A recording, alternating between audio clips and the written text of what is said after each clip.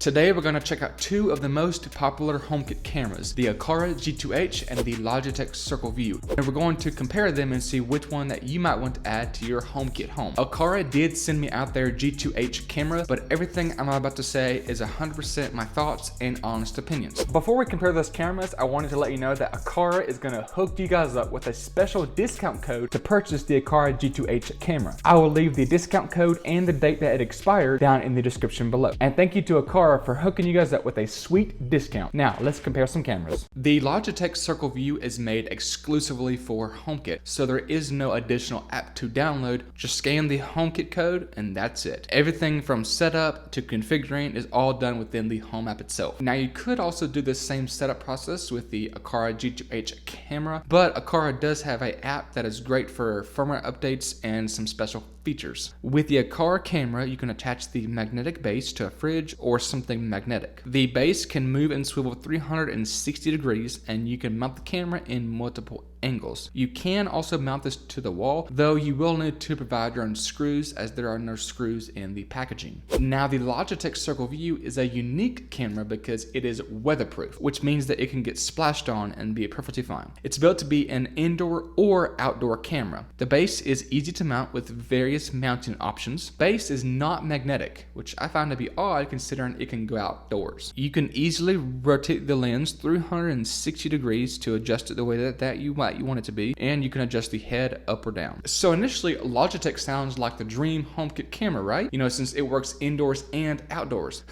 Well, don't get excited just yet, because at the end of the video, I will show you why this is actually a terrible idea. So stick around to the very end of the video. Both cameras have 1080p HD video quality, but Logitech's video quality and video experience overall is worse than Aqara's, and here's what I mean. Logitech says they have a high quality sensor, so everything will look clear no matter how bright or dark the environment is. Though in this example right here, you can clearly see that the Aqara camera looks brighter than the Logitech Circle View with the exact same lighting around it and angle. The Aqara camera has a 140 degree field of view, whereas Logitech has an ultra wide 180 degrees field of view. Because Logitech has an ultra wide and not wide field of view, this means that people and objects can look distorted on the sides. In this clip, I ran back and forth between the room, but it looks weird on the sides on the Logitech camera because of the ultra wide. I honestly don't like Logitech's field of view. I personally prefer Aqara's regular wide view. I find it to be easier to see and looks normal. Both cameras have night vision, and Logitech claims to have superior quality in the dark up to 15 feet away. But in my initial testing, I have actually found Aqara to be brighter and higher quality even up to 15 feet away. Faces are still easier to see and smoother than Logitech. If you look at the like and subscribe wording on my shelf, you'll notice it's easier to read on the Aqara camera than it is on the Logitech. I will say though that Logitech is faster going from day vision to night vision, and both cameras make a clicking sound whenever they're going from day vision to night vision.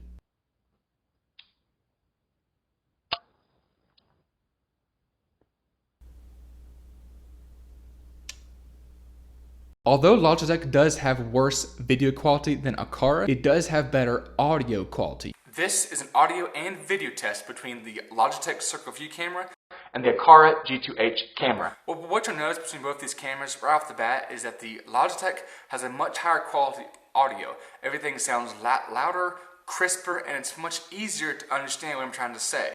Whereas the Aqara, it's loud, but it's not that high quality, and it's kind of hard to understand what I'm trying to say.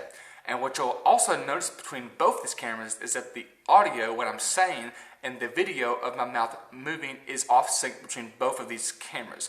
Again, it's happening on the Logitech camera right now, and now it's happening on the Aqara G2H camera. I don't know why this happens, but it seems to happen on both of these cameras.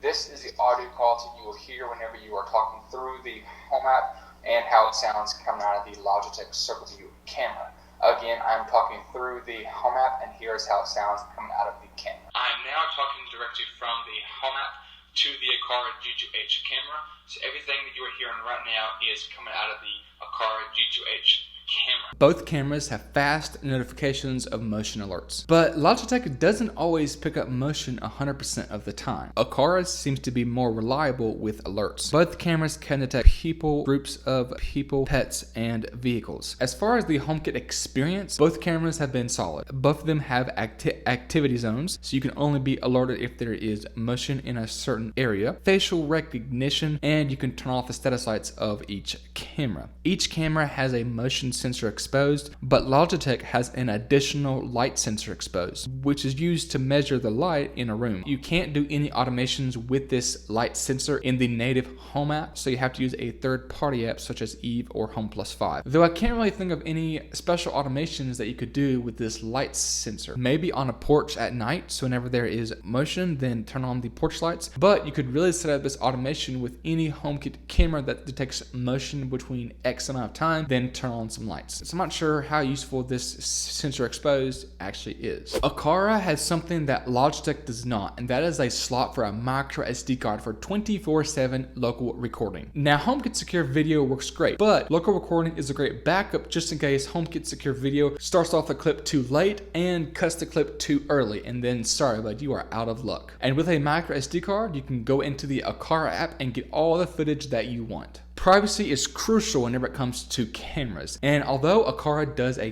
good job at protecting your privacy, Logitech does a better job. It's the only camera that I've seen that has a physical button to turn off the live feed and audio. When you press the button on the back, it will make a beep sound and immediately cut the live feed and audio. The Home app says this camera has been disabled. Press the button again, quickly turn the live feed back on. But if your camera is mounted outside, it's not as easy to turn this off. You can also tilt the camera head down to hide the view, but this won't actually turn off the live feed. And if you don't tilt it down all the way, you can still see what's going on. Now, you could also do this with the Aqara camera or really with any camera, so this is not an exclusive feature. On the Aqara camera, there is no physical buttons on the camera to turn off the live feed. You can only adjust the settings in the Aqara app. In the app, you can password protect your live feed with a 4-digit passcode, or you could put the camera in standby mode, but neither options turn off the live feed in the Home app. So what makes Aqara stand out from any other HomeKit camera on the market? Well, Aqara has a whole line of smart devices with sensors, buttons, switches, and you need a hub to connect everything together. And the G2H camera is a 2-in-1 special, so you're getting a camera and a hub in one package. If you don't want a camera, then you can still buy the Aqara Smart Hub and all the devices will still work together. And don't forget about that sweet discount code from Aqara on the G2H camera